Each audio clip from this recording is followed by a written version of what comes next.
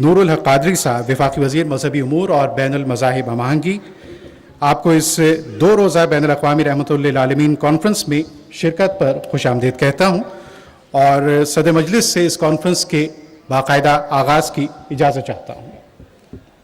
شکریہ۔ معزز خواتین و حضرات، 2 روزہ بین الاقوامی رحمۃ للعالمین کانفرنس کا انعقاد ماشاءاللہ اس وقت ہم سب اس تقریب میں موجود ہیں اور اب باقاعدہ آغاز کرتے ہیں۔ اللہ رب العزت کے بابرکت نام سے میں قاری سید صداقت علی صاحب سے ملتمس ہوں کہ تشریف لائیں۔ قاری سید صداقت علی لہن داؤدی رکھتے ہیں، تمغہ امتیاز کے حامل، اور اس وقت ہمارے ساتھ موجود۔ قاری صاحب۔ اعوذ باللہ من الشیطان الرجیم،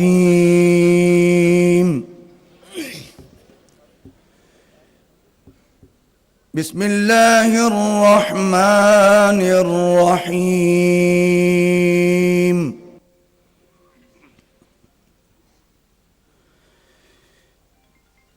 ومن أظلم ممن افترى على الله الكذب وهو يدعى إلى الإسلام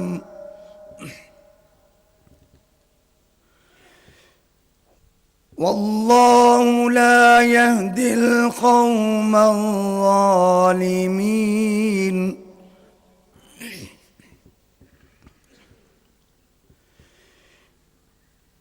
يريدون ليطفئوا نور الله بأفواههم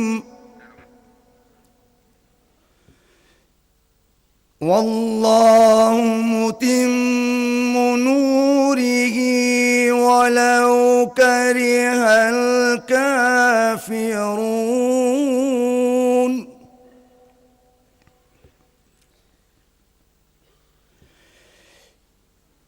هو الذي أرسل رسوله بالهدى ودين الحق ليظهره على الدين كله ولو كره المشركون۔ صدق اللہ العظیم۔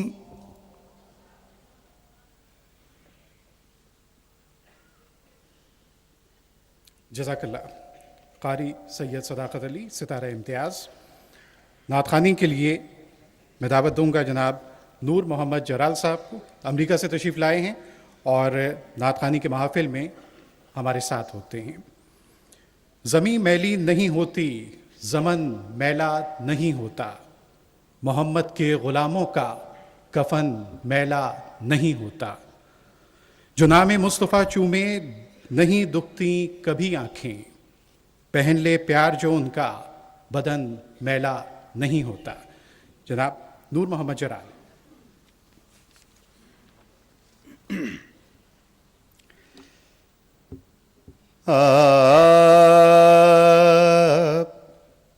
گماں تھے ایسے کہ آثار تک یقین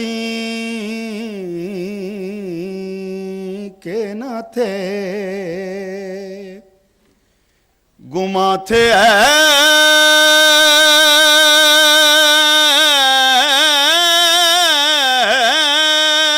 ایسے کہ آثار تک یقین کے نہ تھے، حضور آپ نہ آتے تو ہم کہیں کے نہ تھے، حضور آپ نہ آتے تو ہم کہیں کے نہ تھے، اور کوئی نبی نہیں میرے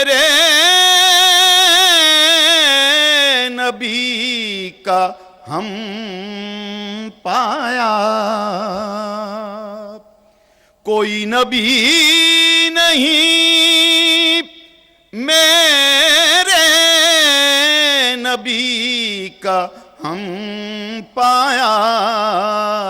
تمام عہد کسی عہد آفری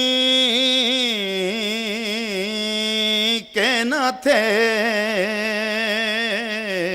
تمام عہد کسی عہد آفری کے نہ تھے.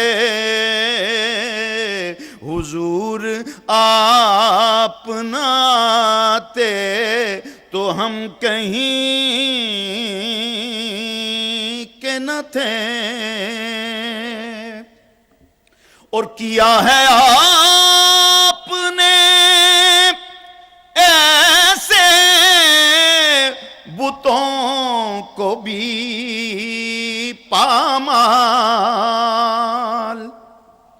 کیا ہے آپ نے ایسے بتوں کو بھی پامال جو نیتوں میں چھپے تھے جو آستین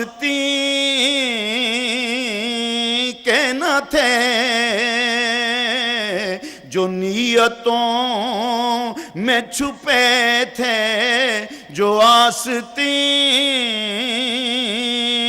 کے نہ تھے. اور زمین خاک مدینہ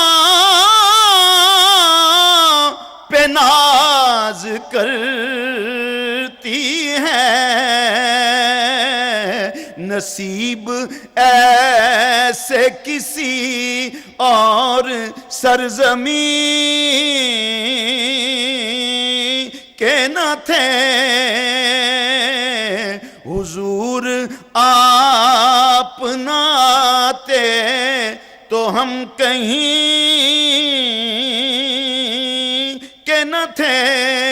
اور ملے ہیں آپ کے در سے خدا پرستوں کو کچھ ایسے سجدے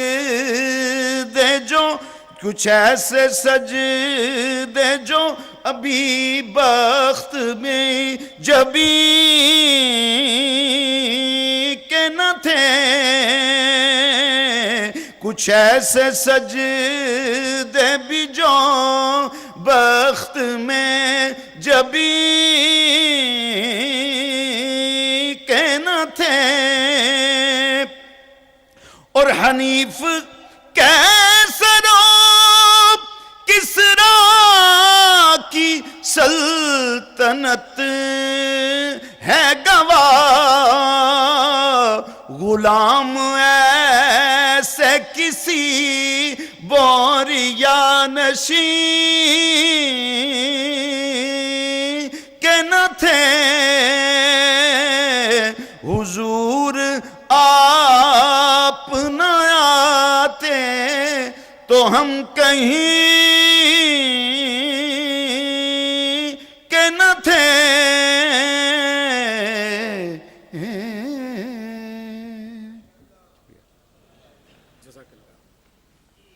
جزاک اللہ. یہ تھے جناب نور محمد جلال. تقریب کا باقاعدہ آغاز کرتے ہوئے 2 روزہ بین الاقوامی سیرت النبی اور رحمت للعالمین کانفرنس کی اس بابرکت محفل میں آپ سب کو خوش آمدید کہتے ہیں. محترم جناب پیر نور الحق قادری صاحب وفاقی وزیر مذہبی امور اور بین المذاہب ہم آہنگی، محترم وفاقی اور صوبائی وزراء کرام، اراکین سینٹ اور قومی اور صوبائی اسمبلی، محترم جناب مشتاق احمد سیکریٹری وزارت مذہبی امور اور بین المذاہب ہم آہنگی، doctor Syed Hasan Shabbiri chancellor of Razavi Islamic University Tehran, اور professor doctor Abdussalam Dawood Abadi secretary general اسلامی فقہ اکیڈمی OIC سعودی عرب.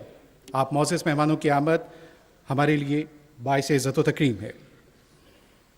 میرے لیے یہ فخر و سعادت کی بات ہے کہ میں تمام معزز مہمانان گرامی جن کا دنیا کے معروف مذہبی اداروں سے تعلق ہے، ایسی شخصیات ہمارے ساتھ موجود ہیں، اور حاضرین مجلس میں سیاستدان، علماء کرام، سفراء کرام اور دیگر تمام شخصیات کے ساتھ طلبہ کی بھی ایک بڑی تعداد ہمارے درمیان ہے۔ آج کی اس کانفرنس میں شرکت کرنا یقیناً ہم سب کے لیے ایک بڑی سعادت ہے، کیونکہ اس کانفرنس کا انعقاد پیغمبر اسلام حضرت محمد مصطفیٰ سرور کونین، نبی آخر الزماں حضرت محمد مصطفیٰ صلی اللہ علیہ وآلہ وسلم کی ذات سے منسوب ہے، اور اس مرتبہ کانفرنس کا موضوع ختم نبوت جیسے اہم موضوع پر رکھا گیا ہے۔ ان حالات میں اس موضوع پر بحث و مباحثے کی ضرورت بھی محسوس کی جا رہی تھی، اور وزارت نے اس حوالے سے اپنی بھرپور کاوش کی ہے۔ اس کانفرنس میں دنیا اسلام کی معروف مذہبی قائدین اور رہنماؤں کا یہاں جمع ہونا اس بات کی بلا شبہ غمازی کرتا ہے کہ اس موضوع پر بحث و مباحثہ وقت کی اہم ترین ضرورت ہے۔ اب علماء کرام اور اسکالر صاحبان کی تقاریر کا سلسلہ شروع ہوگا، جو ہماری عقیدہ ختم نبوت کی اہمیت اور حساسیت کے ان پہلوؤں کی جانب ہماری رہنمائی فرمائیں گے کہ اگر ان کا خیال نہ رکھا جائے تو انسان دائرہ اسلام سے خارج ہو سکتا ہے۔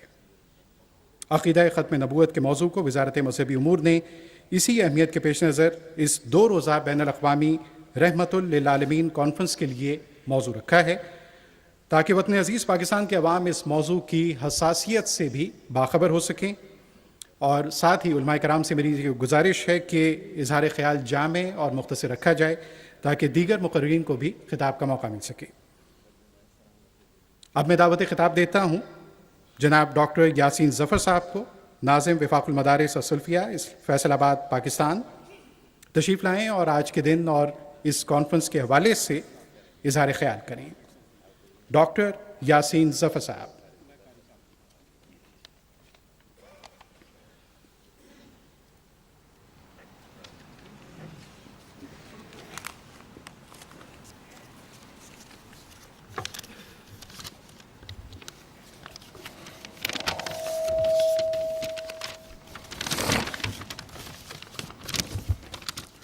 السلام علیکم ورحمۃ اللہ وبرکاتہ۔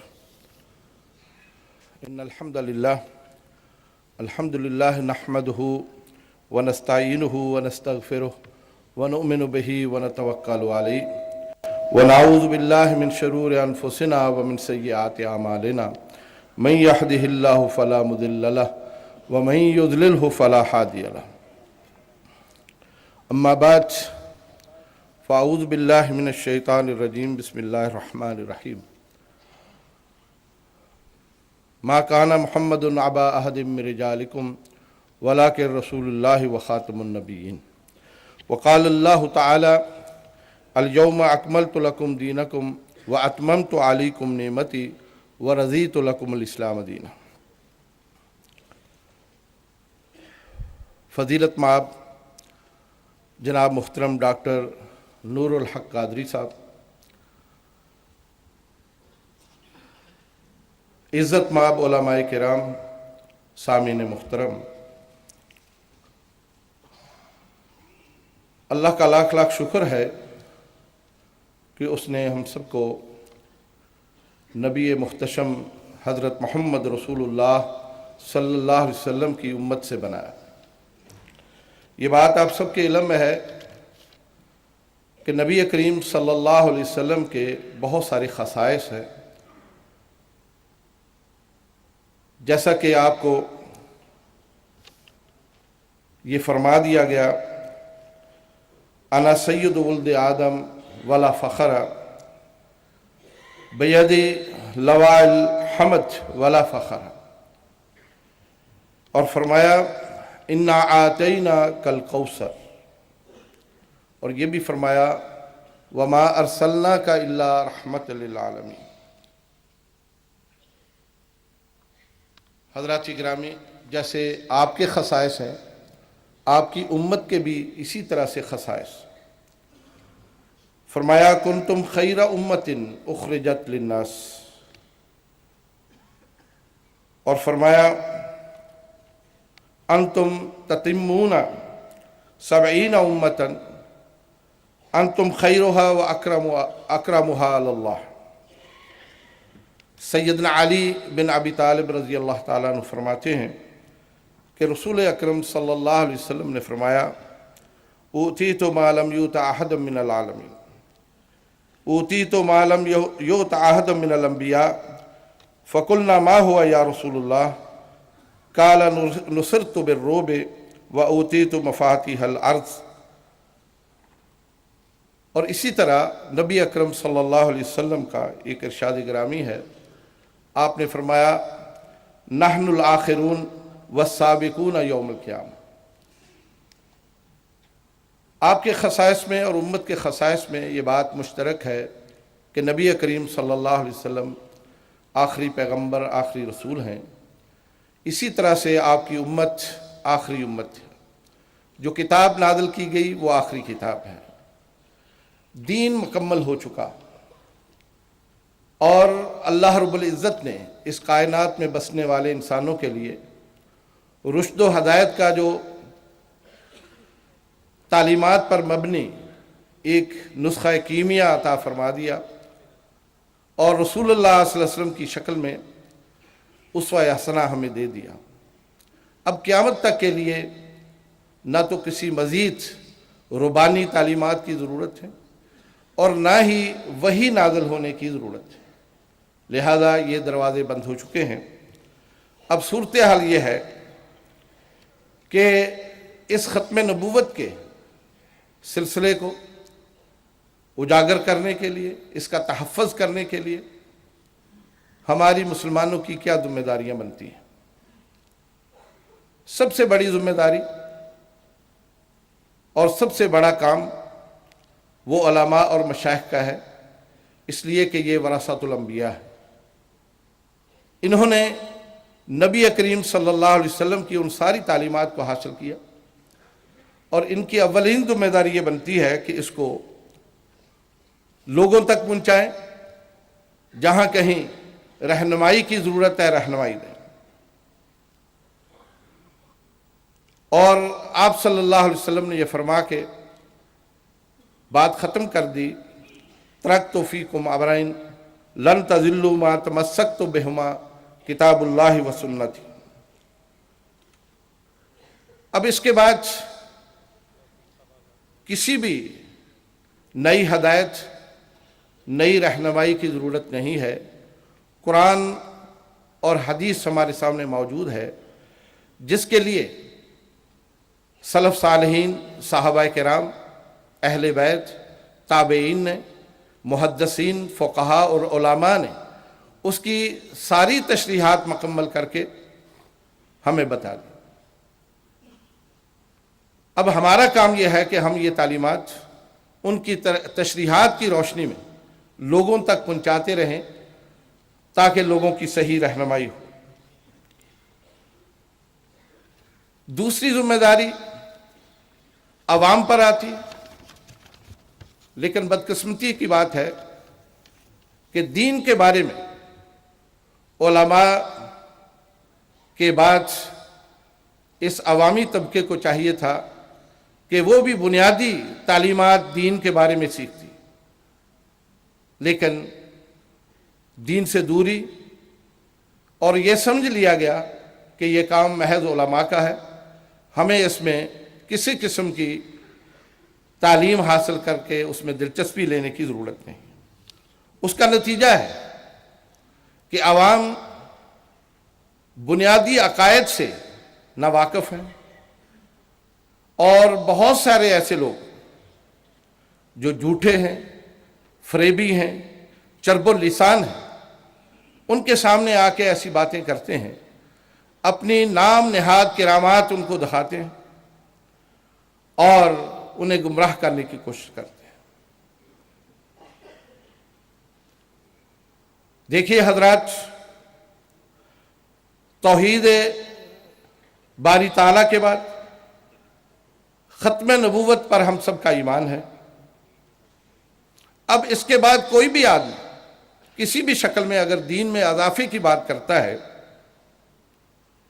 بھلے اس کے پاس کتنی ہی منطق کیوں نہ ہو، کتنی عقلی دلیلیں کیوں نہ ہوں، حقیقت میں وہ ختم نبوت کے دروازے پہ سوراخ کرنے کی ایک جاہلانہ کوشش کرتا ہے۔ اور یہ بات میں اس لیے کہہ رہا ہوں کہ ایسی بہت ساری نرسریاں اس وقت بھی یہاں موجود ہیں اور وہ ایسے دعوے کرتی ہیں، مثلا مجھے بادشاہی سونپ دی گئی اور ملائکہ مقربین فرشتے میرے وزیر ہیں، میرا حکم چلتا ہے، اور اس سے بھی آگے غلو کی ایسی باتیں جو وہ عوام میں پھیلاتے ہیں۔ اور یہی وہ نرسریاں ہیں جہاں سے وہ پھر شجرہ خبیثہ نمودار ہوتا ہے، اور پھر اس کو کاٹنے کے لیے ہم سب کو دوبارہ محنت اور مشقت کرنی ہوتی ہے۔ اس لیے تیسری ذمہ داری حکومت کی آتی ہے۔ حکومت جہاں بہت ساری چیزوں پر نظر رکھتی ہے، ان کی یہ اولین ذمہ داری بنتی ہے کہ وہ گرد و پیش میں اس طرح کے فتنوں کے اوپر نظر رکھیں جو دین میں سوراخ کرنے کی کوشش کرتے ہیں اور اس طرح کے ادعیہ کرتے ہیں، ان کی روک تھام اسی وقت ہو جانی چاہیے۔ یہ سستی شہرت حاصل کرنے کے لیے بہت سارے لوگ قسمت آزمائی کرتے ہیں۔ ابھی پچھلے دنوں آپ کے علم میں ہے 2-3 باتیں سب لوگوں نے سوشل میڈیا پر دیکھی۔ حضرات گرامی، اس کے ساتھ میں یہ بھی بات عرض کرنا چاہوں گا کہ وطن عزیز میں دینی اقدار، دینی عقائد، دینی اخلاقیات، دینی تعلیمات کے تحفظ کے لیے دینی مدارس موجود ہیں۔ یہ بنیادی طور پر اسلام کے قلعے ہیں، اور یہ ہر طرح سے تمام مکاتب فکر کے مدارس دینی عقائد کے تحفظ کے لیے اور ختم نبوت پر پہرا دینے کے لیے ہمہ وقت تیار رہتے ہیں۔ جس طرح سے ہماری پاک افواج جغرافیائی سرحدوں کی محافظ، اسی طرح سے دینی مدارس ہمارے نظریاتی اساس کی وہ محافظ۔ میں تمام حضرات کی خدمت میں یہ گزارش کروں گا کہ جو لوگ بھی اس سلسلے میں خدمت سر انجام دیتے ہیں، ہمیں ان کی قدر کرنی چاہیے۔ بلا وجہ کسی بھی طبقے کو ماتون کرنا، دینی مدارس کے اوپر تانگ تشنیع کرنا، ان کے نصاب اور نظام کو زیر بحث لانا اور بغیر کسی علم کے ان پر تان کرنا، یہ درست نہیں ہے۔ اللہ کے فضل و کرم سے ہم سب پاکستانی ہیں، اور یہ ملک اسلام کے نام پر حاصل کیا گیا۔ اس کے نظریے کو اور اس کے عقائد کا تحفظ ہم سب کی ذمہ داری بنتی ہے۔ جو بھی آدمی جہاں کہیں بھی کوئی کوشش کرتا ہے، وہ ہماری آنکھوں کا تارا ہے، ہم اس کی قدر کرتے ہیں، اور آپ سے بھی یہ امید رکھتے ہیں کہ آپ بھی دوسروں کے ساتھ یہی رویہ رکھیں۔ بالخصوص موجودہ حکومت جو بڑے عزم کے ساتھ آئی ہے اور جن کا کہنا یہ ہے کہ وہ ایک نئے پاکستان کی تعمیر کریں گے، تو میرے خیال میں پاکستان کی جو بنیادی اساس ہے اسی کو یہ اگر بنا دیں تو یہ بہت بڑی خدمت ہوگی، اور پاکستان میں قال اللہ قال رسول کا کلمہ بلند ہوگا، اور وہ لاکھوں افراد جنہوں نے پاکستان بننے میں شہادتیں پیش کی تھیں، ان کی روح کو بھی سکون آئے گا۔ مجھے امید ہے انشاءاللہ یہ عظیم الشان کانفرنس بہت عظیم پیغام کے ساتھ اختتام پذیر ہوگی، اور ہم آئندہ سال آنے والے اجتماع سے پہلے اس کے بہت سارے آثار دیکھیں گے۔ اللہ کریم مجھے اور آپ سب کو ختم نبوت پر ثابت قدم رکھے اور رسول اکرم صلی اللہ علیہ وسلم کی تعلیمات کے مطابق زندگی بسر کرنے کی توفیق دے۔ اقول قولی ھذا استغفر اللہ لی۔ جزاک اللہ۔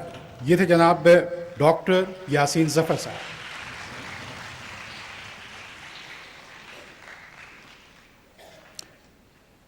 عشق دم جبرائیل، عشق دل مصطفیٰ، عشق خدا کا رسول، عشق خدا کا کلام۔ اب میں دعوت خطاب دیتا ہوں علامہ سید نیاز حسین نقوی صاحب کو، تشریف لائیے۔ وفاق المدارس اشیاء، محتمم جامعۃ المنتظر لاہور، تشریف لائے ہیں۔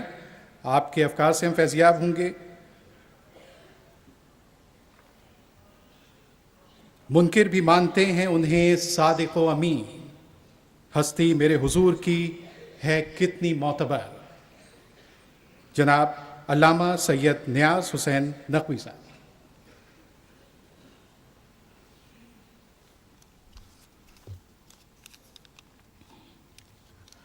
اعوذ باللہ من الشیطان اللعین الرجیم، بسم اللہ الرحمن الرحیم، الحمد للہ رب العالمین، الصلاۃ والسلام علی اشرف الانبیاء و خاتم النبیین وعلی آلہ و اصحابہ المنتجبین۔ قال الحکیم فی کتابہ المبین، بسم اللہ الرحمن الرحیم، قل یا ایہا الناس انی رسول اللہ الیکم جمیعا۔ میں سب سے پہلے وزیر محترم مذہبی امور، دیگر وزراء جو یہاں تشریف فرما ہیں، علماء اعلام، باہر سے تشریف لائے ہوئے مہمانان گرامی، عمائدین قوم اور حاضرین مجلس کی خدمت میں منجی عالم بشریت حضرت محمد مصطفیٰ صلی اللہ علیہ وآلہ وسلم کی ولادت کی مناسبت سے ہدیہ تبریک پیش کرتا ہوں، اور جناب نور الحق قادری صاحب وزیر محترم مذہبی امور نے جو یہ انتظام کیا ہے مخصوصاً ختم نبوت کے موضوع کو اس کانفرنس میں، ان کا بھی میں شکریہ ادا کرتا ہوں۔ رہا موضوع ختم نبوت اور ہماری ذمہ داریاں، تو اس سلسلے میں قرآن مجید میں 100 کے قریب آیات ہیں کہ جن آیات سے ختم نبوت پر استدلال کیا گیا ہے، جن میں سے کچھ آیات ایسی ہیں کہ جو نص ہیں، جس میں لفظ خاتم النبیین استعمال ہوا ہے اور تعیین ہوئی ہے خاتم النبی ہونے کی۔ کچھ آیات ایسی ہیں کہ جو ظہور رکھتی ہیں ختم نبوت میں، جس کلام کے مفہوم اور ظاہر سے یہ پتہ چلتا ہے کہ یہ ختم نبوت کو بیان کر رہی ہے، اور کچھ آیات ایسی ہیں کہ جو شواہد اور قرائن کے ذریعے سے ہمیں پتہ چلتا ہے کہ ان آیات کا تعلق ختم نبوت کے ساتھ ہے۔ وہ آیہ شریفہ جو ختم نبوت میں نص ہے، وہ وہی آیا ہے جو میرے بھائی محترم یاسین ظفر صاحب نے جس کی تلاوت کی، ما کان محمد ابا احد من رجالکم ولکن رسول اللہ و خاتم النبیین۔ چونکہ یہاں خاتم النبیین کا تذکرہ آیا ہے تو یہ نص ہے، اور اس سے یہ ثابت ہوتا ہے کہ ہمارے نبی جو ہیں وہ خاتم النبیین تھے۔ دوسری آیہ شریفہ کے جو ظہور رکھتی ہے وہ آیہ الیوم اکملت لکم دینکم واتممت علیکم نعمتی ورضیت لکم الاسلام دینا ہے۔ اس سے بھی یہی پتہ چلتا ہے کہ خداوند تبارک و تعالیٰ نے یہ آیہ نازل فرما کر، آپ بہتر جانتے ہیں کہ یہ سورہ مائدہ کی آیت ہے۔ سورہ مائدہ کے بارے میں اکثر مفسرین اس بات کے قائل ہیں کہ یہ قرآن مجید کی آخری سورہ ہے جو نازل ہوئی ہے، اور پیغمبر اسلام کی رحلت سے چند ماہ قبل یہ آیہ نازل ہوئی ہے۔ البتہ کافی سارے مفسرین قائل ہیں کہ غدیر کے دن جب ولایت مولا امیر المومنین علی بن ابی طالب علیہ السلام کا پیغمبر اسلام نے اعلان فرمایا تو اس وقت نازل ہوئی ہے، لیکن کچھ مفسرین کچھ اور مواقع پر۔ تو اس وقت ہماری گفتگو اور محل بحث یہ نہیں ہے، کہ بحث یہ ہے کہ یہ آیہ یہ بتا رہی ہے کہ دین تکمیل کر کے ہمارے نبی اس دنیا سے گئے، اس کے بعد پھر کسی نبی کی ضرورت نہیں ہے کہ وہ دین کو آ کر تکمیل کرے یا نیا دین لائے۔ تو لذا یہ آیت ظہور رکھتی ہے ختم نبوت پر۔ اسی طرح کافی ساری اور بھی آیات ہیں، جیسے وما ارسلناک الا کافۃ للناس یا وما ارسلناک رحمۃ للعالمین. تو یہ آیات بھی دلالت کر رہی ہیں ختم نبوت پر. اور جو آیہ شریفہ میں نے تلاوت کی ہے، قل یا ایھا الناس انی رسول اللہ الیکم جمیعا، ان آیات میں سے ایک آیہ شریفہ یہ ہے کہ یہ بھی ختم نبوت پر دلالت کر رہی ہے. اسی طرح کافی ساری روایات ہیں کہ 200 سے زیادہ احادیث نقل ہوئی ہیں ختم نبوت کے بارے میں. اب میں ان احادیث میں سے 2-3 کا تذکرہ کرنا چاہتا ہوں، کیونکہ وقت نہیں ہے، زیادہ وقت بھی میں نہیں لینا چاہتا. ان احادیث میں ایک حدیث منزلت سے معروف ہے، آپ علماء سب بہتر جانتے ہیں، جو حضرت نے جنگ تبوک میں جاتے وقت حضرت علی علیہ السلام کو اپنا جانشین معین فرمایا اور فرمایا یا علی انت منی بمنزلت ہارون میں موسیٰ الا انہ لا نبی بعدی، کہ آپ میرے جانشین ہیں، آپ کی وہی نسبت ہے جو جناب ہارون کو جناب موسیٰ سے تھی، لیکن یہ فرمایا کہ الا انہ لا نبی بعدی، میرے بعد کوئی اور نبی نہیں آئے گا. اسی طرح اور بھی کافی ساری احادیث ہیں جو خود پاک پیغمبر سے ہیں.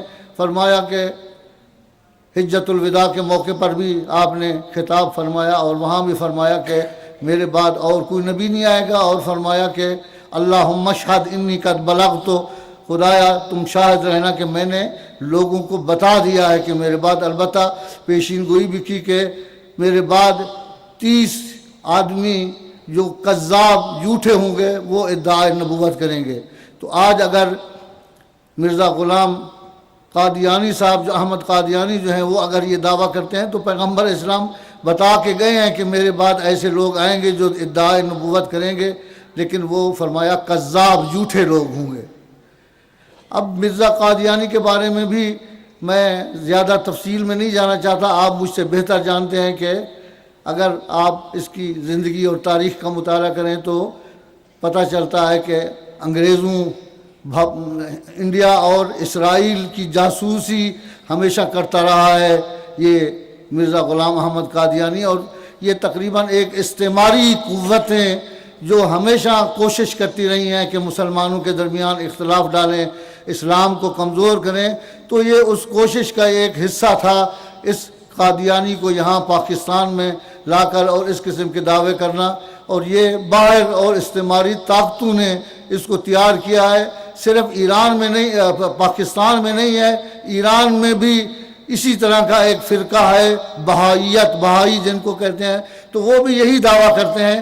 لیکن ایران میں قانونی پابندیوں کی وجہ سے اب وہ پاکستان کا رخ کر رہے ہیں. کافی ساری میٹنگوں میں میں نے دیکھا ہے کہ بہائیوں کو دعوت دی جاتی ہے اور وہ آ کر وہاں گفتگو کرتے ہیں. ہمارے پاکستانی بھائیوں کو اور حکومت والوں کو علم نہیں ہے کہ یہ بہائی بھی وہی قادیانی ہے جو پاکستان میں قادیانی کہلاتے ہیں اور ایران میں بہائی کہلاتے ہیں. تو اس سے آگاہی ضروری ہے. اس سے پہلے والی وزارت مذہبی امور میں 2-3 مرتبہ ان کو بلایا گیا، میں نے اعتراض بھی کیا، لکھ کے بھی دیا پہلے وزیر مذہبی امور کو. تو جناب نور الحق قادری سے بھی میری یہ خواہش ہے کہ ہوشیار رہیں کہ یہ بہائیت کے نام سے ایک قادیانیت ہے جو دوبارہ اس نام سے پاکستان میں اپنے آپ کو انوالو کرنا چاہتی ہے. تو لہذا یہ کوئی نئی بات نہیں ہے، یہ پوری دنیا میں ہے، لیکن مال اسف پاکستان میں ذرا زیادہ ان کو آگے، اس لیے کہ یہاں کچھ آزادی ہے، لوگ جیسے چاہتے ہیں کرتے ہیں، روک تھام کرنے والا کوئی نہیں ہے. تو لذا ختم نبوت کے بارے میں نے عرض کیا کہ کافی ساری احادیث اور روایات، امام رضا علیہ السلام سے بھی ایک روایت ہے کہ فرمایا کہ شریعت محمد لا تنسخ الی یوم القیامہ، یہ قیامت تک باقی رہنے والی شریعت ہے. اور فرمایا من ادعا بعدہ النبوہ، جو اس کے بعد پیغمبر اسلام کے بعد نبوت کا دعویٰ کرے، فدمہ مباح من سمع ذلک، اگر کوئی شخص یہ دعویٰ کرتا ہے تو اس کا خون مباح ہے ہر اس شخص کے لیے جو سنے. البتہ اس کا معنی یہ نہیں ہے کہ قانون ہاتھ میں لے لیں لوگ، نہیں، قانون کے مطابق ملک میں عمل کریں. تو یہ تھا ختم نبوت. دوسرا عنوان جو ہے ہماری ذمہ داریاں، اسی آیہ شریفہ جس کی میں نے تلاوت کی ہے، اس کے ذیل میں فرمایا ہے فآمنوا باللہ و رسولہ. پہلی ذمہ داری یہ ہے کہ انسان کا عقیدہ جو ہے وہ خدا اور رسول پر محکم ہونا چاہیے. اور آخر میں فرمایا فاتبعوہ لعلکم تہتدون. حکم دیا ہے کہ پاک پیغمبر کی اتباع کریں. جو کچھ حضرت حکم دیں ہماری ذمہ داری، مسلمانوں کی ذمہ داری یہ ہے. البتہ مسلمانوں میں ہم یوں بھی تقسیم کر سکتے ہیں، ایک حصہ علماء کا ہے، ان کی ذمہ داری ہے، ایک حصہ حکومت اور امراء کا ہے، ان کی ذمہ داری ہے، اور ایک حصہ عوام ہے. ان سب کو چاہیے کہ پاک پیغمبر کے فرامین پر عمل کریں. ما آتاکم الرسول فخذوہ وما نہاکم عنہ فانتہوا. پاک پیغمبر جو حکم دیں اس پر ہم عمل کریں، اور جس سے روکیں اس سے ہم رک جائیں. تو اس سلسلے میں صرف 2 حدیثیں بیان کر کے میں اپنے خطاب کو ختم کرتا ہوں. پہلی حدیث من اصبح ولم یہتم بامور المسلمین فلیس بمسلم.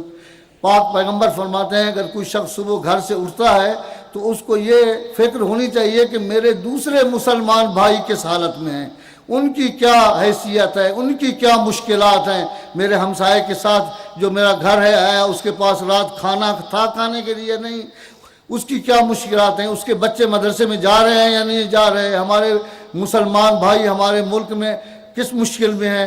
اسی طرح دنیا میں بھی جو مسلمان رہتے ہیں، اس وقت آپ دیکھیں فلسطین میں جو کچھ ہو رہا ہے، غزہ میں اتنی قتل عام ہوا ہے، کشمیر میں جو کچھ مسلمانوں کے ساتھ ہو رہا ہے، یمن میں جو کچھ ہو رہا ہے، شام میں جو کچھ ہو رہا ہے، بحرین میں ہو رہا ہے، عراق میں ہو رہا ہے، لیبیا میں ہو رہا ہے، میانمار میں ہو رہا ہے. تو مسلمان جب ہم ہیں تو ہماری یہ ذمہ داری ہے کہ اپنے ملک کے مسلمان اور اسی طرح دنیا کے مسلمانوں کے لیے ہمیں چاہیے اہتمام کرنا. فرمایا من اصبح ولم یہتم بامور المسلمین فلیس بمسلم. اگر کوئی شخص صبح اٹھتا ہے اور اس کو صرف اپنا ہی فکر ہے کہ میں نے اپنے پیٹ کو پالنا ہے تو وہ مسلمان نہیں ہے. وہ اپنے آپ کو کہلاتا تو مسلمان ہے لیکن حق نہیں رکھتا. اسی طرح فرمایا المسلم من سلم المسلمون من لسانہ و یدہ. مسلمان وہ ہے جس کے ہاتھ سے اور جس کی زبان سے دوسرا مسلمان محفوظ ہو.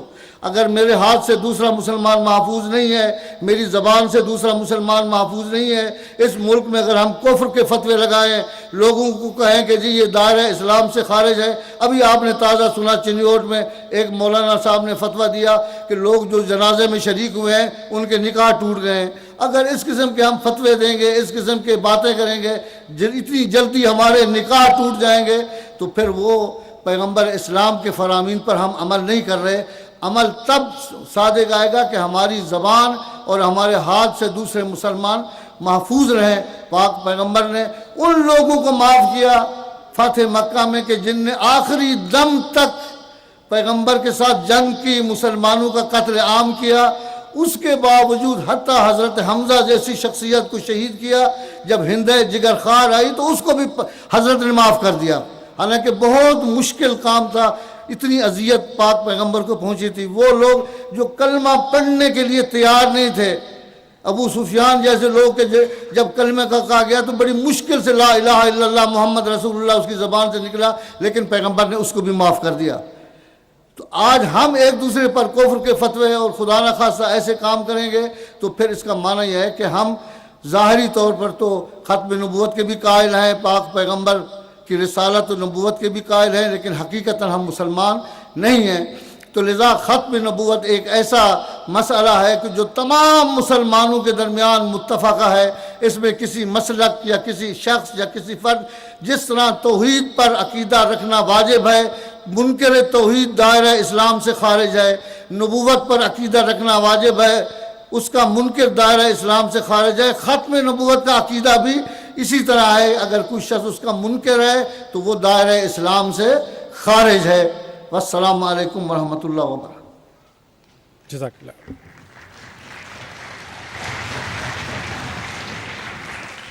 جزاک اللہ. یہ تھے جناب سید نیاز حسین نقوی صاحب، وفاق المدارس اشیاء محتمم جامعۃ المنتظر لاہور، جو آج کی اس کانفرنس کی مناسبت سے اپنے خیالات کا اظہار کر رہے تھے.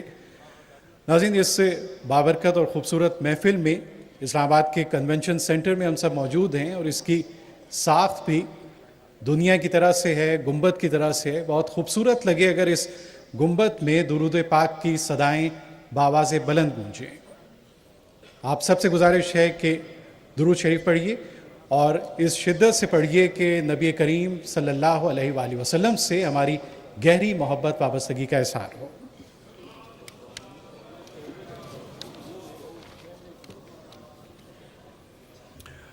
اور اب میں دعوت خطاب دوں گا جناب مولانا لخت حسنین صاحب کو. مولانا مسلم ہینڈز انٹرنیشنل ایک فلاحی ادارہ، اور میں خود گواہ ہوں کہ پاکستان میں جب کشمیر میں زلزلہ آیا تھا تو اس وقت لخت حسنین صاحب نے لاکھوں متاثرہ افراد کی مدد کے لیے بھرپور کردار ادا کیا. کسی بھی قسم کی آفات میں ہوں تو ان کا ادارہ متحرک ہوتا ہے. عشق نبی سے دل منور ہے اور اپنے خیالات کا اظہار کرنے کے لیے تشریف لائے ہیں جناب مولانا لخت حسنین، برطانیہ سے تشریف لائے ہیں. نحمده ونصلي ونسلم على رسوله الكريم اما بعد فاعوذ بالله من الشيطان الرجيم بسم الله الرحمن الرحيم فبما رحمة من الله لنت لهم ولو كنت فظا غليظ القلب لانفضوا من حولك فاعف عنهم واستغفر لهم وشاورهم في الأمر فإذا عزمت فتوكل على الله إن الله يحب المتوكلين. صدق الله العظيم. إن الله وملائكته يصلون على النبي يا أيها الذين آمنوا صلوا عليه وسلموا تسليما. اللهم صل على سيدنا ومولانا محمد النبي الأمي وعلى آلہ واصحابہ وبارک وسلم. عزت مآب صدر مجلس حضرت قبلہ علامہ ڈاکٹر پیرزادہ نور الحق قادری صاحب، اسٹیج پر تشریف فرما مہمانان گرامی، ministers, M N As, senators, صحافی، مشائخ، علماء کرام و برادران اسلام، السلام علیکم ورحمۃ اللہ وبرکاتہ. ہم سب یہاں پر نبی مکرم صلی اللہ علیہ وسلم کے میلاد پاک کے موقع پر اس انٹرنیشنل رحمت للعالمین کانفرنس میں شریک ہیں. میں اسی موقع سے مناسبت سے فائدہ اٹھاتے ہوئے میں مبارکباد پیش کرتا ہوں حضرت علامہ ڈاکٹر پیرزادہ نور الحق صاحب کو کہ آج کے اس موقع پر ایک اہم موضوع کے اوپر اور نبی کریم صلی اللہ علیہ وسلم بحثیت رحمت للعالمین کانفرنس کا انعقاد کر کے لوگوں کے دلوں کے اندر حضور کی محبت میں اضافہ کیا.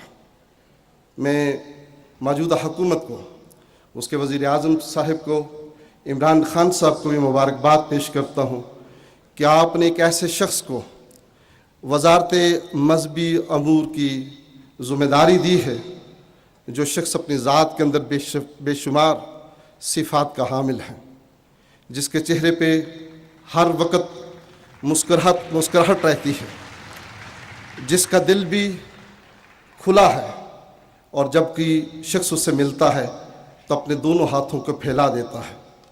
پاکستان کی سرزمین اس وقت جس انتشار اور خلفشار کا شکار ہے، میں اور جس قدر ایون بین المسالک اور بین المذاہب دوریاں پیدا ہو چکی ہیں، میں پوری امید کرتا ہوں کہ قبلہ پیرزادہ صاحب کے اس ذمہ داری کے بعد یہ دوریاں جو ہیں وہ قربت کے اندر تبدیل ہوں گی، اور ہم سب دعا گو ہیں کہ اللہ رب العزت اس خوبصورت ترین انسان کو اس کا حق ادا کرنے کی توفیق عطا کرے.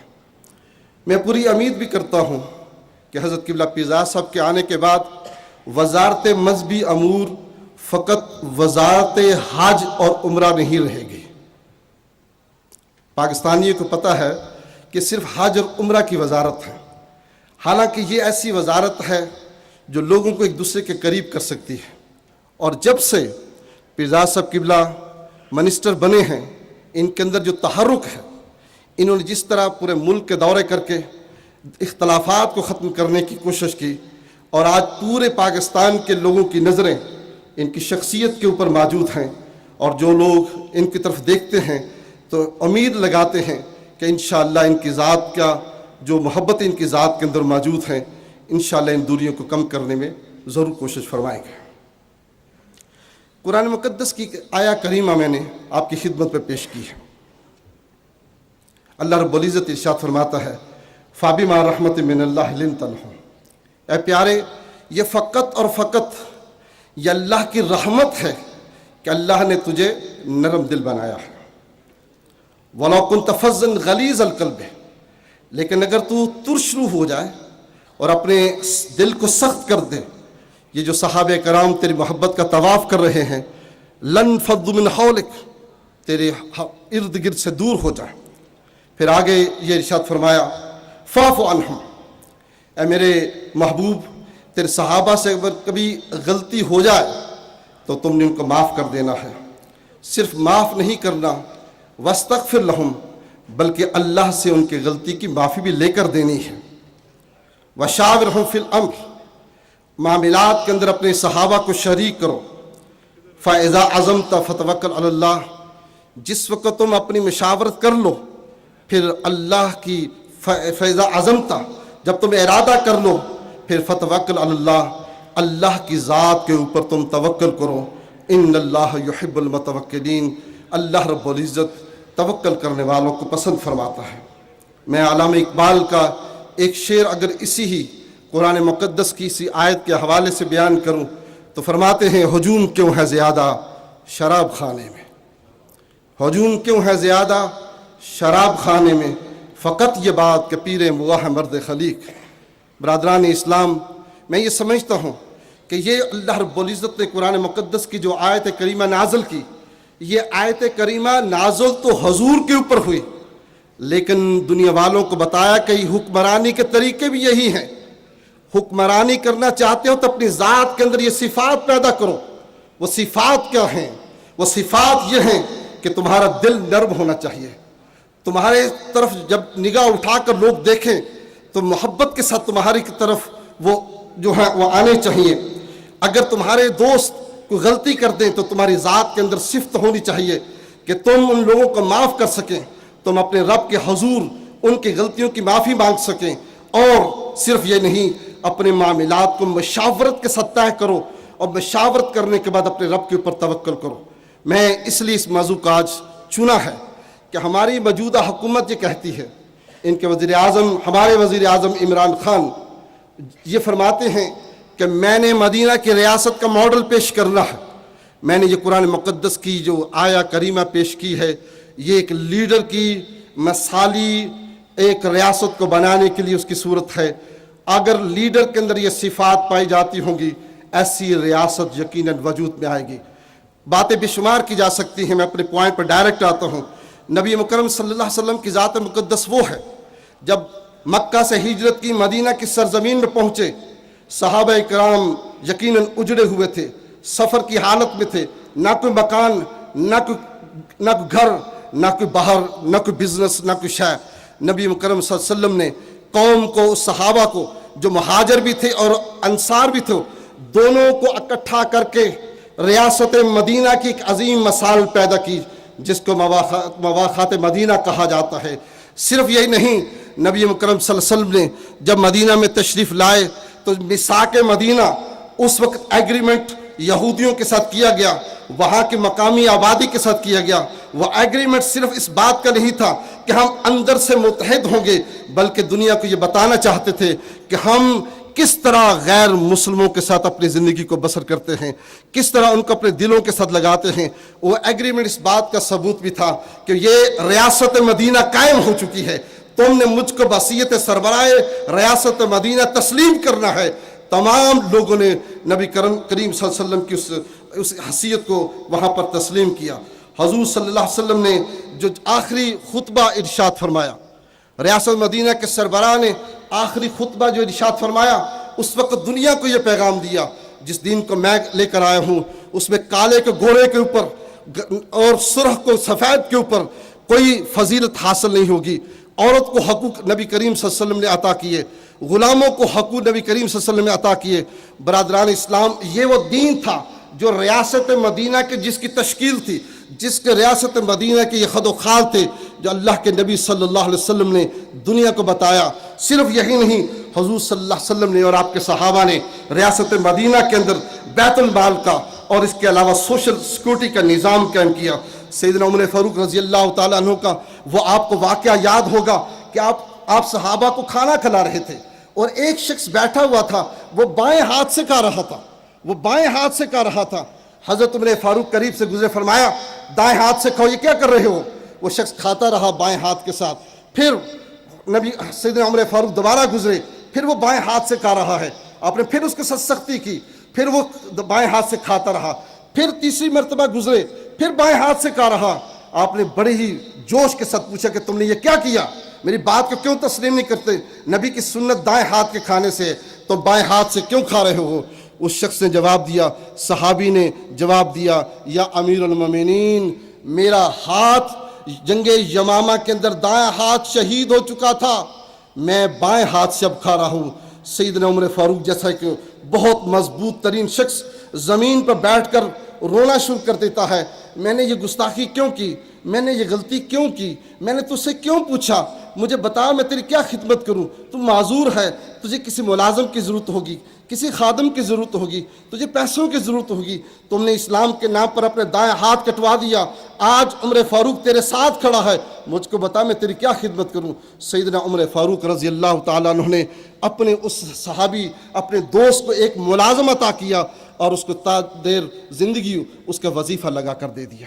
برادران اسلام، سیدنا عمر بن عبدالعزیز رضی اللہ تعالیٰ عنہ کے پاس جب ان کو خلافت ملی تو آپ چونکہ خود عالم تھے، آپ نے اپنے علماء کو جو تبع تابعین تھے بلایا، پوچھا ان سے مجھے کوئی مشورہ دیجئے، مجھے کوئی رہنمائی کیجئے۔ تو سیدنا عمر بن عبدالعزیز رضی اللہ تعالیٰ عنہ کو یہ بتایا گیا کہ ہم آپ کو نبی کریم صلی اللہ علیہ وسلم کی ایک حدیث سناتے ہیں، ایک حدیث سناتے ہیں۔ فرمایا کون سی حدیث ہے؟ فرمایا عمر بن عبدالعزیز حضور نے فرمایا کہ جب اللہ تعالیٰ تجھے عزتوں کے مقام پر فائز کرے تم کیا کرو؟ جب تمہارے پاس کوئی بڑا آئے نا، اپنے باپ کی طرح اس کو عزت دینا، باپ کی طرح عزت دینا۔ کوئی نوجوان آئے تو اپنے بھائیوں کی طرح اس کو محبت دینا، کوئی بچہ آئے تو اپنے بچوں کی طرح اس کے ساتھ شفقت کرنا۔ یہ اسلام ہے، یہ مدینہ کے ریاست کا نظام ہے۔ برادران اسلام، ہمارا یہ فرض بنتا ہے کہ ہم ان ذمہ داریوں کے اس احساس کے ساتھ کریں کہ اسلام کی عظمت کو دوبالا کر سکیں اور دنیا کو بتا سکیں اسلام کا اصل سماجی اور معاشرتی نظام کیا ہے۔ میں اس وقت یہاں پر علماء کے ایک عظیم الشان اجتماع سے گزارشات پیش کر رہا ہوں۔ کچھ ہماری ذمہ داریاں بھی ہیں۔ اس وقت ہماری قوم انتشار کا شکار ہے، ہماری نوجوان نسل انتشار کا شکار ہے۔ ہم پولیٹیکلی معاملات اور اکنومیکلی معاملات کی وجہ سے ذہنی طور پر خلفشار کا شکار ہیں۔ یہ ملک جو ہے، سرحدیں تو آپ کو نظر آ رہی ہیں، ہماری فوج سرحدوں کی حفاظت کر رہی ہے۔ جب تک قومیں اندر سے مضبوط نہ ہو، آپ یاد رکھ لیجئے وہ قومیں کبھی زندہ نہیں رہتی۔ الحمدللہ پاکستان 71 سال اس کی عمر ہے، 71 ایئرز اولڈ پاکستان ہے، لیکن آپ کو معلوم ہے کہ 40 ایئرز تقریباً ہو چکے ہیں پاکستان افغانستان کی جنگ کے اندر موجود ہے۔ پاکستان 40 ایئرز سے تقریباً افغانستان کی جنگ کے اندر موجود ہے، اور اس میں سے جسٹ 30 ایئرز بچتے ہیں جو امن اور سکون کے ساتھ تھے۔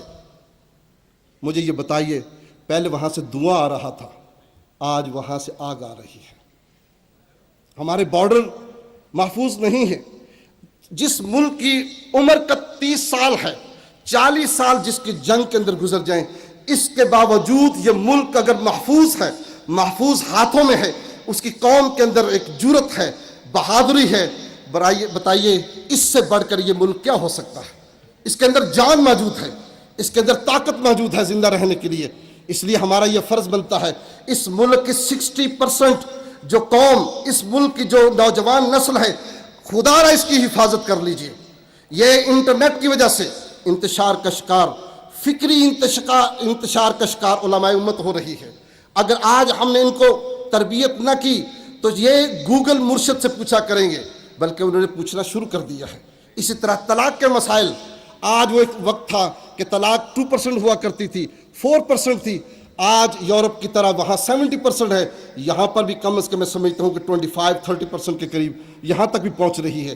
اسی طرح دوسرے بے شمار ایسے معاملات جس میں قوم کو رہنمائی کی ضرورت ہے، لوگوں کے اندر دولت کی ہوس آ چکی ہے، ناجائز ذرائع کا استعمال آ چکا ہے، لوگوں کے اندر تنقیدی مزاج آ چکا ہے، لوگوں کے اندر انتہا پسندی آ چکی ہے۔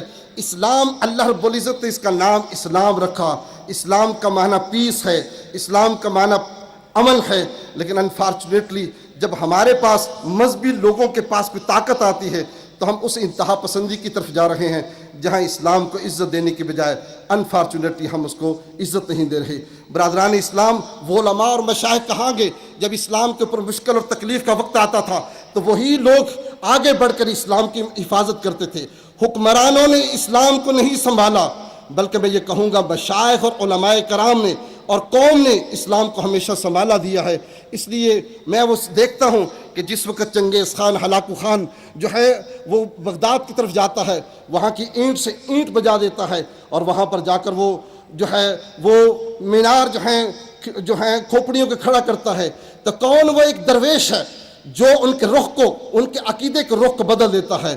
وہ حضرت شمس الدین بخوری رحمۃ اللہ تعالیٰ علیہ تھے، وہ قادریہ سلسلے کے صوفی تھے، وہ اس کے محل کے باہر بیٹھے ہوئے ہیں، وہ اپنے فوجیوں کے ساتھ شکار کھیل کر اپنے کتوں کے ساتھ واپس آ رہا تھا۔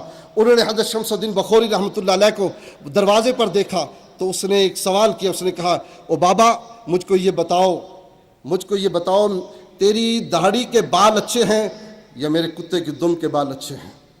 آپ انتہا پسندی کا شکار نہیں ہوتے، اس کو گالیاں نہیں نکالتے، اس کے ساتھ سختی نہیں کرتے۔ فرماتے ہیں تگودار خان، بات وفاداری کی ہے، بات وفاداری کی ہے۔ اگر میں اپنے مالک کا وفادار ہوں تو میری داڑھی کے بال اچھے، اگر میں اپنے مالک کا وفادار نہیں ہوں تو تیرے کتے کے دم کے بال میری داڑھی سے اچھے ہیں۔ جب سنتا ہے تو ہوش اڑ جاتے ہیں۔ حکمت و دانائی کے ساتھ، تحمل کے ساتھ جواب ملتا ہے۔ وہی تگودار جو اسلام کو مٹانے کے لیے اس کا دادا اور بابا آیا تھا، وہی تگودار اسلام کو قبول کر کے سارے کے سارے منگول اسلام کو قبول کر لیتے ہیں۔ برادران اسلام، ہمیں وہ اسلام چاہیے جو محبت دینے والا ہو، جو عزت دینے والا ہو، وہی احترام جس جو اسلام کے اندر پایا جاتا ہے۔ ہمارا یہ فرض بنتا ہے ہم اس چیز کو پبلک کے اندر پروموٹ کریں، اور اللہ تعالیٰ اس دین کی حفاظت فرمائے اور ہم سب کو اس کی خدمت کی توفیق عطا فرمائے۔ وصلی اللہ تعالیٰ علی خیر خلقہ محمد وعلی آلہ وصحبہ۔ جزاک اللہ۔ مولانا لخت حسنین خوبصورت خیالات کا اظہار کر رہے تھے۔ محبت کا پرچار چاہیے، اس شخصیت سے وابستگی اور محبت جو کائنات کے لیے محبت اور پیار ہے۔ یہی جذبات ہوں گے تو اسلام کی صحیح ترجمانی ہم سب کر سکیں گے۔ ناظرین، تقاریر کا سلسلہ موقوف کرتے ہیں تھوڑی دیر کے لیے، اور انعامات کا سلسلہ شروع ہوگا، اس کے بعد تقاریر پہ جاری رہیں گی۔ اب جو انعامات دیے جائیں گے وہ مقالات سیرت کی کیٹیگری میں ہیں، اور مقالات سیرت کی کیٹیگری میں مجموعی طور پر 31 انعامات دیے جائیں گے، جن میں قومی سطح پر 6 انعامات اور خواتین و مرد و حضرات کو دیے جائیں گے، اور صوبائی سطح کے 25 انعامات سے خواتین و مرد حضرات کو نوازا جائے گا۔ میں قومی یعنی ملکی سطح پر اول پوزیشن حاصل کرنے والے خوش نصیب شخصیت کو دعوت دیتا ہوں کہ وہ آئیں اور قومی سطح پر مقالات سیرت مرد حضرات میں تقریب کا تقسیم انعامات کا آغاز ہوگا۔ جناب پیر نور اللہ قادری صاحب سے میں گزارش کروں گا کہ وہ تشریف لائیں اور شخصیات کو انعامات سے نوازیں۔ پیر صاحب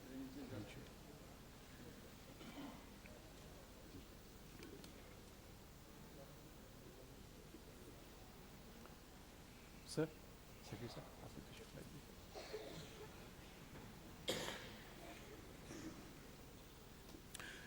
قومی سطح پر مقالات سیرت مرد حضرات، پہلی شخصیت جناب محمد اویس ارشاد۔ جناب محمد اویس ارشاد مقالہ نگار ہیں، اور آپ اپنے مقالے پر قومی سطح پر مردوں کے مقابلے میں اول انعام کے مستحق قرار پائے ہیں۔ آپ کا تعلق خانیوال سے ہے۔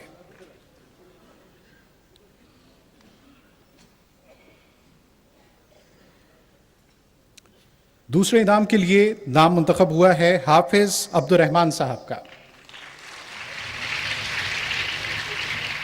حافظ عبد الرحمان بکھر سے آپ کا تعلق ہے اور دوسرے انعام کے لیے آپ کا نام منتخب کیا گیا۔ قومی سطح پر مردوں کے مقالات سیرت میں تیسرے انعام کے حقدار قرار پائے ہیں ڈاکٹر عبد الغفار۔ ڈاکٹر عبد الغفار کا تعلق بھی بکھر سے، اور تیسرے انعام کے لیے آپ کا نام منتخب کیا گیا۔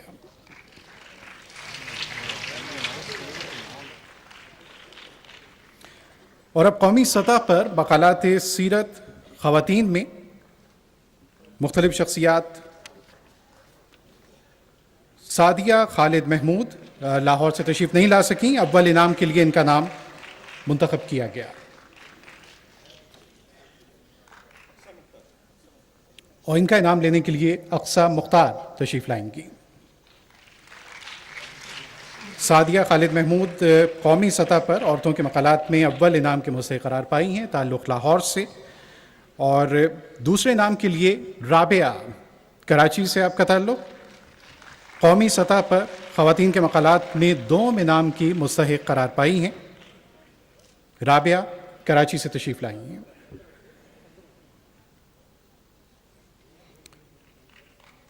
خواتین کی سطح پر تیسرے نمبر پر ثنا اسلم، آپ کا مقالہ قومی سطح پر خواتین کے مقالات میں تیسرے نمبر پر منتخب کیا گیا، آپ کا تعلق کراچی سے ہے۔ اور اب مقالہ نگاری کے حوالے سے مختلف شخصیات انعام کے لیے تشریف لائیں گی۔ پنجاب سے مقالہ نگاری میں اول انعام کے حقدار قرار پائے ہیں ڈاکٹر ارشد منیر لغاری۔ ڈاکٹر ارشد منیر لغاری صاحب کا تعلق ڈیرہ غازی خان سے ہے، اور آپ کا مقالہ پہلے انعام کا حقدار قرار پایا۔ جناب حافظ غلام علی صاحب، حافظ غلام علی صاحب کا مقالہ دوسرے نمبر کے لیے منتخب کیا گیا، آپ کا تعلق لاہور سے، اور مردوں کے مقالات میں آپ دوسرے انعام کے مستحق قرار پائے۔ حافظ محمد صادق صاحب، حافظ محمد صادق بہاولپور سے آپ کا تعلق، اور تیسرے انعام کے لیے مردوں کے مقالات میں آپ کا نام منتخب کیا گیا ہے، حافظ محمد صادق۔ اور اب صوبہ سندھ سے ڈاکٹر سردار احمد، کراچی سے آپ کا تعلق، صوبائی سطح پر صوبہ سندھ میں مردوں کے مقالات میں اول انعام کے حقدار قرار پائے، ڈاکٹر سردار احمد۔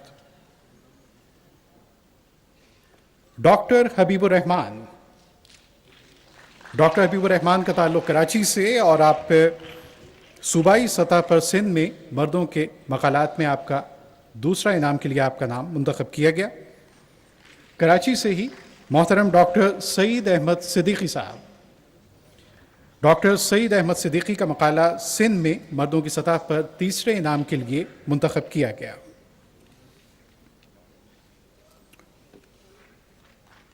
اور اب صوبہ خیبر پختونخوا سے تشریف لائیں گے منہاج اللہ۔ منہاج صاحب کا تعلق مانسہرہ سے ہے، اور اول انعام کے لیے آپ کا مقالہ منتخب کیا گیا صوبہ خیبر پختونخوا سے۔ اور اب میں دعوت دوں گا جناب ہارون رشید صاحب، ہری پور سے آپ کا تعلق، صوبائی سطح پر صوبہ خیبر پختونخوا میں آپ کا مقالہ دوم انعام کے لیے منتخب کیا گیا۔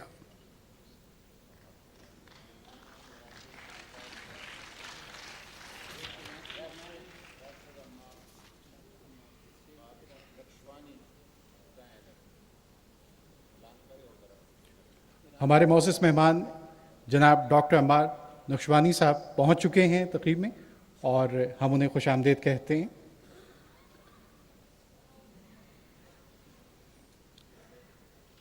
انعامات کا سلسلہ جاری ہے۔ ہارون رشید صاحب ہری پور سے دوم انعام کے لیے ان کا نام منتخب ہوا، اور ان کے بعد اب قاضی تنزیل الرحمان صاحب، ہری پور سے آپ کا تعلق، اور آپ کا مقالہ صوبائی سطح پر خیبر پختونخوا میں مردوں کے مقالات میں تیسرے انعام کا مستحق قرار پایا۔ اور اب وادی بولان چلتے ہیں۔ بلوچستان سے مفتی سید محمد رفیع کوئٹہ سے تشریف لائے ہیں۔ آپ کا مقالہ صوبائی سطح پر اول انعام کے لیے منتخب کیا گیا۔ مفتی سید محمد رفیع کوئٹہ سے آپ کا تعلق۔ دوسرے انعام کے لیے مفتی حافظ سید شاہ آغا، مفتی حافظ سید شاہ آغا کا تعلق کوئٹہ سے، اور آپ کا نام دوسرے انعام کے لیے منتخب کیا گیا ہے۔ کوئٹہ سے آپ کا تعلق۔ حافظ سید محمد عتیق کوئٹہ سے ہی آپ کا تعلق ہے، اور تیسرے نمبر پر آپ کا مقالہ انعام کے لیے منتخب کیا گیا۔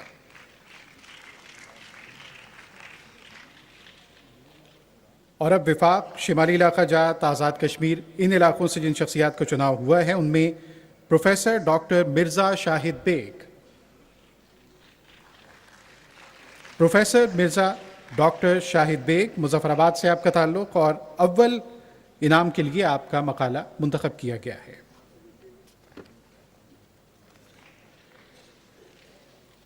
اور اب صوبائی سطح پر مقالات سیرت خواتین میں جن شخصیات کا نام سامنے آئے گا ان کی اناؤنسمنٹ ہونی ہے۔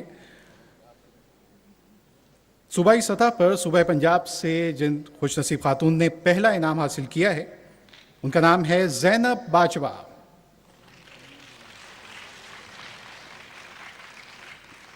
زینب باجوہ کا تعلق لاہور سے، اول انعام کے لیے ان کا نام منتخب ہوا۔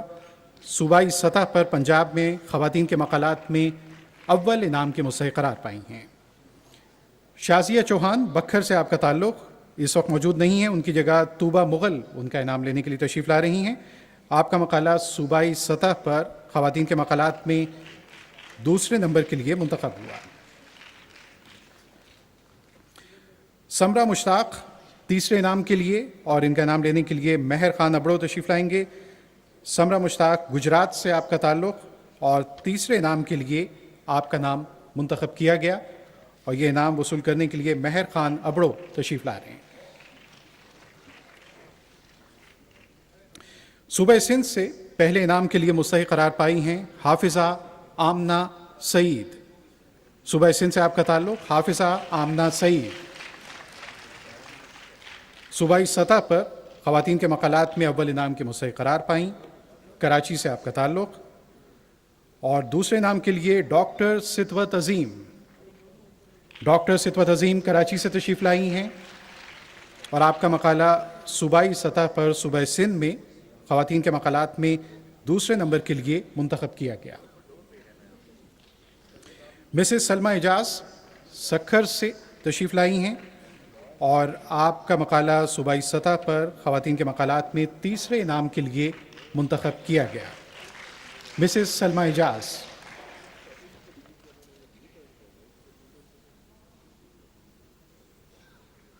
اور اب رخ کرتے ہیں صوبہ خیبر پختونخوا کا، جہاں سے صبا خان آپ کا مقالہ صوبائی سطح پر خیبر پختونخوا میں خواتین کے مقالات میں اول انعام کے لیے منتخب کیا گیا ہے۔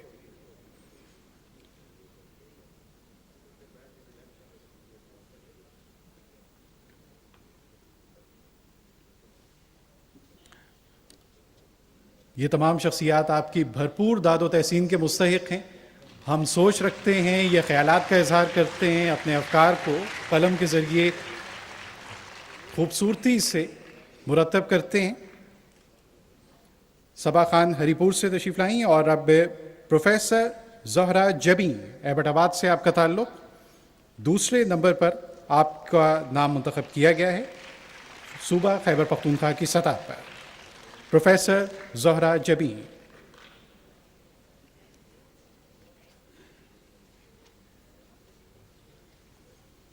اور اب صوبہ بلوچستان کوئٹہ سے تشریف لائیں گی ہماری بہن شمسہ کلیم، کوئٹہ سے شمسہ کلیم تشریف لائیں گی۔ صوبائی سطح پر بلوچستان میں خواتین کے مقالات میں اول انعام کی مستحق قرار پائی ہیں، اور دوسرے انعام کے لیے میں دعوت دوں گا بشرا بطول بھی کوئٹہ سے ہی تشریف لائی ہیں، اور صوبائی سطح پر بلوچستان میں آپ کا مقالہ دوسرے نمبر کے لیے منتخب کیا گیا۔ ان کے بعد وفاق شمالی علاقہ جات آزاد کشمیر، ان علاقوں سے جن شخصیات کا چناؤ ہوا ہے: زہرہ بطول بیگ مظفر آباد آزاد کشمیر سے، زہرہ بطول بیگ۔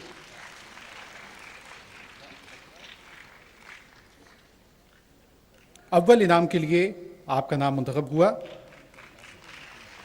اور ثنا عابد کا تعلق اسلام آباد سے۔ آپ اپنے مقالے پر وفاقی شمالی علاقہ جات آزاد کشمیر، ان علاقوں میں آپ کو دوسرے نمبر پر انعام کے لیے آپ کا نام منتخب کیا گیا۔ اب میں صدر مجلس سے ملتمس ہوں کہ ایک بار پھر اپنی نشست پر تشریف رکھیں۔ انعامات کی تقسیم کا یہ مرحلہ مکمل ہوا، لیکن افکار عالیہ سے ہم مزید فیضیاب ہوں گے۔ کچھ علماء کرام کی تقاریر اب ہم سنیں گے، اور اس کے بعد اس تقریب میں کچھ دیر کے بعد وزیر اعظم اسلامی جمہوریہ پاکستان رونق افروز ہوں گے، اور یہ تقریب بغیر کسی تعطل کے جاری رہے گی۔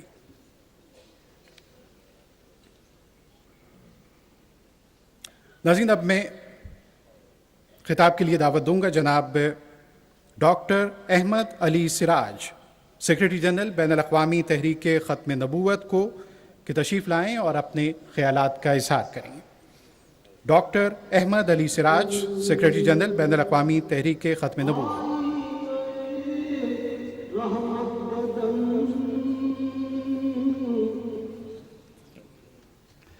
نحمده ونصلي على رسوله الكريم، أما بعد، فأعوذ بالله السميع العليم من الشيطان الرجيم، بسم الله الرحمن الرحيم، اللهم لك الحمد كما ينبغي لجلال وجهك وعظيم سلطانك، اللهم صل على محمد وعلى آل محمد أفضل صلواتك بعدد معلوماتك وبارك وسلم۔ پھر تصور شہنشاہ کونین کا دل میں میرے بسد احترام آ گیا، نطق کے بو سے میری زباں کے لیے جب لبوں پہ محمد کا نام آ گیا۔ سب پڑھنا صلی اللہ علیہ وسلم۔ یہ نام محمد کا اعجاز ہے کہ جس کے سینے میں اگر ایمان بھی نہیں اور زبان پر نام محمد آ جائے، اس زبان میں نام محمد سے اس کے دونوں ہونٹ اسے چوم لیتے ہیں۔ نطق کے بو سے میری زبان کے لیے جب لبوں پہ محمد کا نام آ گیا، لائے تشریف جو سرور انبیاء، آئے جو ہی صحابہ کی محفل میں وہ سارے اہل نظر تب یہ کہنے لگے، لو ستاروں میں مائے تمام آ گیا۔ انٹرنیشنل رحمت للعالمین سیرت کانفرنس، جس کا عنوان ختم نبوت صلی اللہ علیہ وسلم اور مسلمانوں کی ذمہ داریاں، ایک عظیم عنوان ہے۔ علامہ اقبال اس کے بارے میں فرما گئے، وہ دانائے سبل ختم الرسول مولائے کل، جس نے غبار راہ کو بخشا فروغ وادی سینہ۔ نگاہ عشق و مستی میں وہی اول وہی آخر، نگاہ عشق و مستی میں وہی اول وہی آخر، وہی قرآن وہی فرقان وہی یاسین وہی طٰہٰ۔ صاحب صدر فضیلت الشیخ حضرت مولانا ڈاکٹر نور الحق قادری صاحب دامت برکاتہم عالیہ، وفاقی وزیر مذہبی امور اور دیگر سٹیج پر مہمانان گرامی، سینیٹرز، پارلیمنٹ کے ممبران، علماء، مشائخ عظام، اور پھر ہر طبقے سے تعلق رکھنے والے اس کانفرنس میں شرکت کرنے والوں کو میں سب سے پہلے رسول اللہ کا یہ پیغام دینا چاہتا ہوں۔ فرما گئے ختم الرسول کے تاجدار، فرما گئے ختم نبوت کے تاجدار، تا حشر میرے بعد نبوت نہ آئے گی۔ قرآن ہے وہ کتاب، ہدایت ہے جس کے پاس، کوئی نایا قرآن اور نئی کتاب نہ آئے گی۔ برادران محترم، میں مدینہ منورہ میں مقیم ہوں اور انٹرنیشنل ختم نبوت موومنٹ ورلڈ کا سیکرٹری جنرل ہونے کی حیثیت سے وزارت مذہبی امور کا مشکور ہوں کہ انہوں نے इस मौजू की मुनासबत से मुझे स्टेज पर आपसे मुखातिब होने का मौका दिया, और मैं इनकी मजहबी वजारत मजहबी अमूर का नेशनल उलमा मशाइख कौंसिल का मेंबर भी हूँ। इस मौके पर डॉक्टर नूरुल हक कादरी साहब, जो रूहानी और अपने इल्मी शख्सियत के मालिक भी हैं और इस मनसब पर बड़े खूबसूरत नज़र आते हैं, मैं आप तमाम इस कॉन्फ्रेंस में शुरका की तरफ से वजारत मजहबी अमूर से ये दरख्वास्त करूँगा कि वो अपनी वजारत में ख़त्म नबूवत एकेडमी का क़याम अमल में लाएँ। जनाब डॉक्टर साहब, ख़त्म नबूवत एकेडमी ये आपके ज़िम्मे अमानत है। आइए, मदीना की रियासत जो कि तारीख़ में इस्लामी रियासतों में पहली रियासत है, उसका नाम मदीना तय्यबा है, और तारीख़ में दूसरी इस्लामी रियासत जिसका नाम पाकिस्तान है। बड़े बड़े यहाँ पर प्रोफेसर, डॉक्टर, पार्लियामेंट के मेंबर, वज़रा और शख्सियात, उलमा और मशाइख बैठे हैं। मैं मस्जिद नबवी में कभी अपना हल्का बनाता हूँ तो उसको बताता हूँ कि या तो इस्लामी रियासतों में पहली रियासत का नाम मदीना तय्यबा है, और अब ने अगर दूसरी इस्लामी रियासत जो बनाई, उस पाकिस्तान का लुग़वी अरब का माना अरबी ज़ुबान में मदीना तय्यबा है। सेम मदीना तय्यबा क्या? पाकिस्तान, मदीना तय्यबा। मैं इस मौके पर ख़त्म नबूवत सल्लल्लाहु अलैहि वसल्लम की मुनासबत से ज़्यादा वक्त नहीं लेना चाहता। यहाँ पर इतना बता दूँ कि रियासत मदीना में भी ख़त्म नबूवत के कानून को मुसलमानों का असासी अकीदा बनाकर पेश किया गया, और रियासत पाकिस्तान के पार्लियामेंट को, सुप्रीम कोर्ट को और तमाम पाकिस्तान के इदारों को मैं मुबारकबाद देता हूँ कि जो फैसले रियासत मदीना में रसूलुल्लाह ने फरमाए, उसको आपने अपने आइन और दस्तूर का हिस्सा बनाया। सवाल होता है कि 100 आयात पर ख़त्म नबूवत के दलाइल, 200 अहादीस पर मबनी। मैं ज़्यादा तशरीह में नहीं जाना चाहता। मैंने लंदन की इंटरनेशनल ख़त्म नबूवत कॉन्फ्रेंस में ये बात रखी थी, तो किसी ने मुझे एक रुका भेजा कि ख़त्म नबूवत पर क्या रसूल अकरम सल्लल्लाहु अलैहि वसल्लम का अदालती फ़ैसला है? आओ, मैं आपको रियासत मदीना और रियासत पाकिस्तान दोनों के साथ बताऊंगा। रियासत मदीना में जब रसूल अकरम सल्लल्लाहु अलैहि वसल्लम को ये खबर पहुंची कि यमन में एक शख्स असवद अंसी है जिसने नबूवत का दावा किया है, तो मैं इस इंटरनेशनल सीरत कॉन्फ्रेंस में आपको रसूलुल्लाह की अदालत नबवी का फैसला सुनाता हूँ। आपने फरमाया कि मेरे बाद इसने जो नबूवत का दावा किया है, इसका सर उसके तन से जुदा कर दिया जाए। ये फैसला नबवी है, अदालत का। मगर मैं यहाँ एक वजाहत कर दूंगा, मैं एक जिम्मेदार आदमी हूँ कि ख़त्म नबूवत पर डाका डालने वाला मुद्दई नबूवत या शातिम रसूल, उसकी सज़ा कत्ल तो है, मगर उलमा और अवाम के हाथ में वो सज़ा नहीं। अदालत नबविया ने बताया कि हुकूमत वक्त पर वाजिब है कि वो सज़ा जारी करे।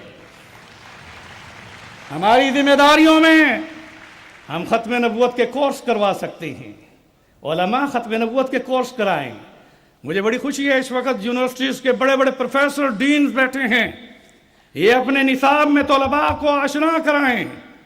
मैं बड़े अफसोस के साथ बताना चाहता हूँ कि कादियानी ने, गुलाम अहमद कादियानी ने 1899 में जब नबूवत का दावा किया, तो उसके नबूवत के दावे पर किसी सिख ने उसे नबी नहीं माना, किसी यहूदी ने उसे नबी नहीं माना, किसी ईसाई ने उसे नबी नहीं माना, وہ پنجاب کا رہنے والا ضلع گرداسپور تحصیل پٹالہ موضع قادیان کا وہ شخص جو سیالکوٹ اور لاہور میں بھی رہا، مگر افسوس ختم نبوت میں ہماری کیا ذمہ داری ہونی چاہیے؟ میں دنیا میں کینیڈا، امریکہ اور یورپین کنٹری میں جہاں گیا ہوں، جہاں پر بھی قادیانیوں کے مرکز ہیں، وہاں پر اسی ناشنائی کی وجہ سے ہمارے نوجوان ارتداد کا شکار ہو کر رسول اللہ کی ناموس رسالت ان کے ذہنوں میں سے نکل گئی، اور وہ ناشنا ہو کر مدینے کی سرکار سے نکل کر قادیان کے کنجر خانے میں چلے گئے۔ میں بتاؤں گا کہ عدالتی فیصلہ یہ حکومت وقت پر واجب ہے، اس لیے میں اس موقع پر ایک اور بھی دلیل دوں۔ جب مسیلمہ کذاب نے نبوت کا دعویٰ کیا تھا تو رسول اللہ صلی اللہ علیہ وسلم کی حیات طیبہ میں کیا تھا، اور آپ نے فرمایا تھا اِنَّهُ سَيَكُونَ فِي أُمَّتِي 30 كَذَّابُونَ دَجَّالُونَ، میرے بعد 30 کذاب دجال آئیں گے، مگر اسود انسی ہو یا مسیلمہ کذاب ہو، رسول اللہ کی حیات طیبہ میں ان لوگوں نے نبوت کا دعویٰ کیا۔ اب یہاں پر بھی میں اس موقع پر بڑا خوبصورت جملہ دینا چاہتا ہوں، اور وہ یہ ہے کہ کسی صحابی نے یا کسی شخص نے قانون کو اپنے ہاتھ میں لے کر اس کو کیفر کردار تک نہیں پہنچایا، بلکہ اس وقت کی خلافت خلیفہ اول خلیفۃ الرسول حضرت ابو بکر صدیق رضی اللہ تعالی عنہ نے اس فریضے کو سر انجام دے کر یہ ثابت کیا۔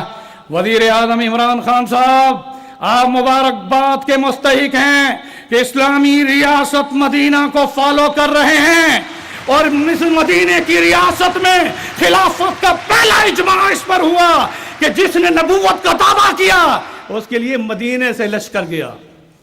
اس کے لیے کہاں سے لشکر گیا؟ آپ تاریخ کو نہیں جھٹلا سکتے۔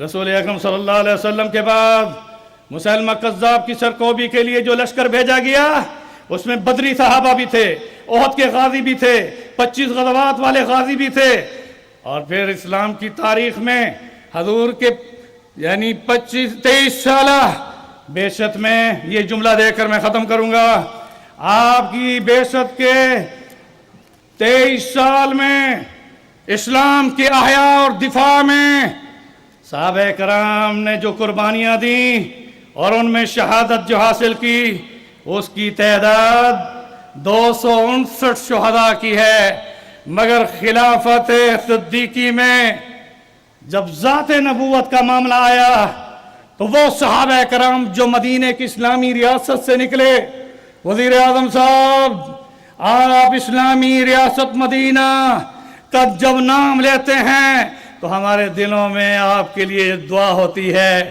کہ وہ ریاست مدینہ کے فیصلے آپ جاری کر دیں۔ انہی کلمات کے ساتھ اللہ اکبر، غور سے کہو اللہ اکبر۔ میں اس موقع پر بتاؤں گا، سنو، مدینہ سے لشکر روانہ ہوا، یمامہ میں مارکا ہوا، پوری تاریخ 23 سالہ بعثت میں رسول اللہ کے ہاتھ میں جب جہاد کا جھنڈا تھا، ریاست مدینہ کی سربراہی تھی، اس میں تو 259 صحابہ کرام اسلام کے لیے شہید ہوئے، مگر ختم نبوت اور ذات نبوت پر 1200 صحابہ شہید ہوئے۔ اس موقع پر آپ کو احساس دلا رہا ہوں کہ ایک مارکہ ختم نبوت جو مسیلمہ کذاب کے خلاف لڑا گیا، اس میں مسیلمہ کذاب کو حکومت وقت کے فیصلے کے ساتھ کیفر و کردار تک پہنچانے میں 1200 صحابہ شہید ہوئے۔ میں پھر ان کلمات کے ساتھ ہماری ذمہ داریاں وزیر اعظم صاحب یہ ہیں کہ ہم عوام کو ختم نبوت کا شعور عطا کریں، ہم یونیورسٹیز میں تعلیمی اداروں میں ختم نبوت کا شعور دیں، مگر آپ کی ذمہ داریوں میں یہ بات آئے گی کہ جو ریاست مدینہ میں قانون بنے، اور مبارک ہو اس ملک کے دستور میں 7 ستمبر 1974 میں قادیانیوں کو ان میں بیٹھے ہوئے وہ ممبر موجود ہیں، یہ اسلام آباد ہے، اس ایوان میں اور وہ یہاں پارلیمنٹ میں قادیانیوں کو غیر مسلم اقلیت قرار دے کر मदीने की रियासत को दोहराया गया। इस तरह से इन्हीं कलिमात के साथ मैं वज़ीर आज़म पाकिस्तान से दरख्वास्त करूँगा कि मुल्क में जो इंतशार पैदा हो रहा है उसमें हमें ज़रूरत है कि अवाम में शऊर पैदा करें। उस शऊर में सबसे बड़ा मेरा मुतालबा ये होगा कि जो हमारे दस्तूर में कादियानियों की सरगर्मियों पर पाबंदियाँ कानूनन हैं उसको वज़ीर आज़म साहब अमल में लाएं और 295C के कानून में शातिम रसूल की जो सज़ा है उसको नाफिज करें। हम इनके साथ हैं, हमारी दुआएं इनके साथ हैं। इस्लामी रियासत पाकिस्तान हो या मदीना हो, मदीना की सरकार ने मदीना मुनव्वरा में और पाकिस्तान में कैद आज़म ने मदीना तैयबा के नाम पर पाकिस्तान बनाया। आज आप उसके वारिस हैं। हम आपको खिराज तहसीन के साथ अपना तावन दिलाते हैं। व आखिर दावाना अनिल हम्दुलिल्लाहि रब्बिल आलमीन। बहुत शुक्रिया। डॉक्टर अहमद अली सिराज साहब तकरीर फरमा रहे थे और अब आपके सामने वज़ीर आज़म इस्लामी जमहूरिया पाकिस्तान इस तकरीब में बासादत में शिरकत के लिए मौजूद और तकरीब के इस हिस्से का बाज़ाब्ता आगाज़ होगा कौमी तराने से।